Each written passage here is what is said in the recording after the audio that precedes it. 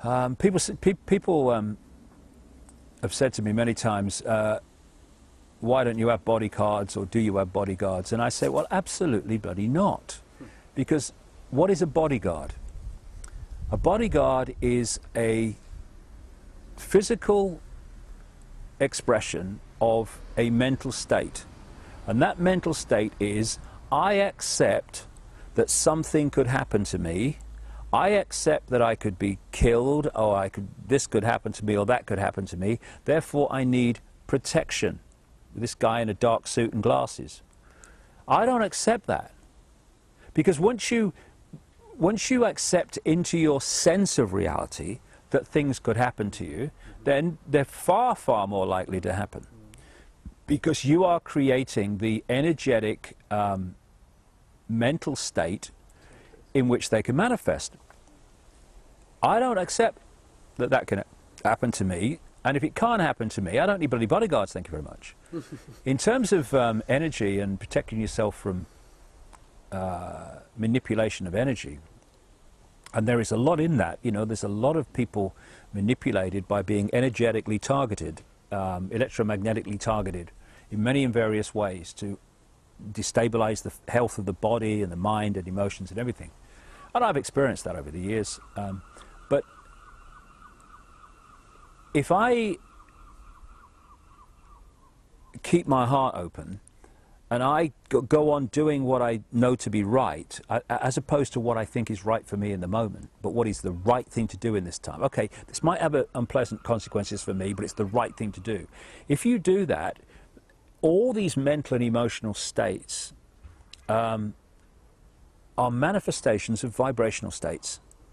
The more fear you're in, the slower your energy vibrates, so it becomes denser.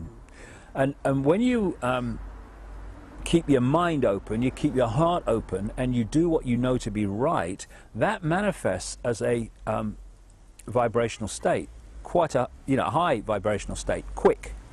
Now, if I'm vibrating faster because of that, and I'm not saying me, I'm saying anybody, than the control system, which is based on slow density, which is why they're trying to pull humanity all the time into fear and stress and worry and depression, because that pulls you into their density. But if I'm vibrating quickly, because, or anyone is, because of their state of being, then the control system cannot energetically, vibrationally connect to me. If it cannot connect vibrationally, it cannot connect physically, because the physical is just an expression of the vibrational, the information.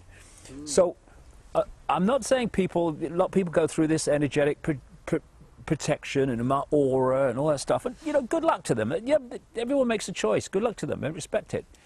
But if you in any way become obsessed with protection, what you're saying is, I accept something can happen to me. In which case you're creating an energetic environment in which it could well happen to you. I don't accept that. So I don't protect myself. Why? Because I don't need protecting. Wow, that's incredible. So you're virtually like invisible for them. Well, they can see me, but vibrationally invisible. In the sense that they can't lock in, if you can't lock into you vibrationally, they can't lock into you physically. Wow. I remember a great friend of mine, Credo Mutwa, the Zulu shaman who's in his 80s now. The man's extraordinary, an incredible library of knowledge of African history and esoterics and all the rest of it. And he did some throwing the bones, as they say, in Africa, but it's like tarot cards or rune stones, that sort of stuff, which he's very skilled in. And he did it for me once when I was with him. I'm going to see him again soon. And he said, they've tried to kill you many times. He said, but they can't do it. And I thought, oh, that's interesting. But I realized why they can't do it. Because if they can't get to me energetically, they can't get to me physically. They can't do it. Wow. And it's the same with anybody that reaches a certain vibrational state. They can't. No, I wouldn't say that I'm afraid. I'm passionate. I'm determined. And, you know, when you have a philosophy on life that I have, and I back it up with a lot of detailed evidence in my books, that we are infinite eternal consciousness having an experience in this frequency range we call a reality, and that David Icke or Ethel Jones or Charlie Smith is just an experience that my consciousness is having. It's not me, it's an experience I'm having, which is why when people have near-death experiences, they have the experience of leaving the body, but they're still totally in their awareness, in fact far more in their awareness than they are in the body. And people say, well, how can they see, how can they perceive, how can they think without the body? Well, because that's their natural state. So where I'm going with this is this: the worst thing that can happen to me doing what I'm doing is that someone kills me. What that means is my infinite consciousness leaves this vehicle, you know, just like a spaceman gets out of the spacesuit.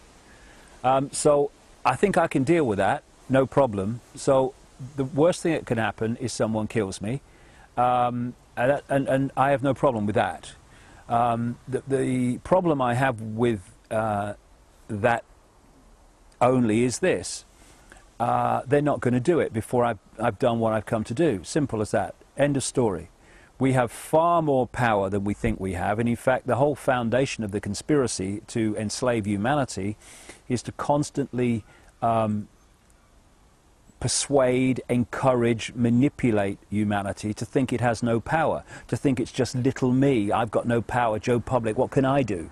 Well, actually we can change anything we like, because we're amazing expressions of the one consciousness that in all its many and various infinite forms is what we all are. So I don't fear these people. I think they're pathetic. I think they are frightened in so many ways, and terrified and immensely insecure, because secure people do not want power over others. Insecure people want power over others. Secure people do not want to control events all the time. They're quite happy to flow with the way life goes. These people are so insecure for many and various reasons, which would take a lot of time to explain, and therefore they want to control everything. If you take the football match analogy, they are incredibly uncomfortable going to a football match and not knowing what the result's going to be before the game starts. You know, that who's going to win, or is it going that way? They can't stand that. What they have to know, because of their extraordinary levels of insecurity, is what the score's going to be before the game starts. Now, how do you do that? You can't do it by controlling one side, because you influence the game, but you don't decide the game, because there's an unknown force, which is the other side. And so they want to control both sides. So taking that into our everyday life, what they do is they'll create groups that are for something that they want, and they'll create groups that are against something, or appear to be against something that they want. And now they've controlled both sides. Everyone has an argument, a debate, a protest, and people think, oh, it's a free world, free country, because look, there's protest and there's argument going on and discussion, yeah. But they know what the blooming outcome's going to be. The side that is pressing for what they want is the one that's going to prevail. So this is how it works. And what they don't understand, therefore, because they do not have the capacity for that because of their own state of being, they do not understand or know how to handle people who are not in fear, either of them or death or any of it. They can't handle that because they can't understand it, because that's not where they're at.